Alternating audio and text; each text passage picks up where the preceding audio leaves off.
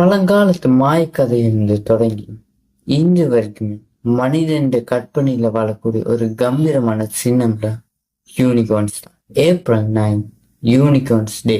யூனிகார்னை கற்பனையாக இருந்தாலும் யூனிகார்னோட ஹிஸ்டரி கிரேக்கம், ஆப்பிரிக்கா, ஆசியா போன்ற இலக்கியங்களே குறிப்பிடப்பட்டதால் அதிகப்படியான ஸ்காலர்ஸ் இதை நம்பி தணிக்கிறாங்க.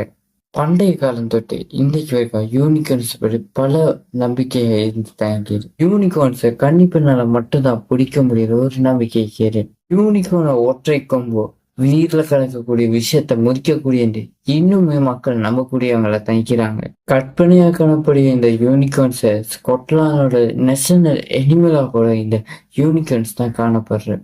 யூனிகார்ன்ஸோட பிஹேவியர்ஸ்ல தூய்மை, வலிமை, மந்திர சக்தி கொண்டதாகும் இந்த யூனிகார்ன்ஸ் நம்பப்பட்ட. யூனிகார்ன் என்பது ஒரு கற்பனையாக இருந்தாலும் ஒவ்வொரு காலகட்டத்திலும் காணப்பட்ட சிப்பிகள் ஒவ்வொரு வடிவத்தோட இந்த யூனிகார்ன்ஸ் கற்பனையா வரையப்பட்டு தணிக்கிறது. யூனிகார்னை பத்தி மைய ஒப்பினத்துமா இந்த காலத்துல அந்த யூனிகார்னோட இருந்ததா சொல்லப்பட்டாலும் அது இந்த காலத்துல ஒரு வியாபார உத்தியா கூட இந்த யூனிகார்ன்ஸ் காணப்படும். மிகப்பெரிய வர்த்தக மையமாகும். ஏப்ரல் 9 யூனிகார்ன்ஸ் பத்தி புதுசா தெரிஞ்சா மறக்காம சப்ஸ்கிரைப் பண்ணுங்க.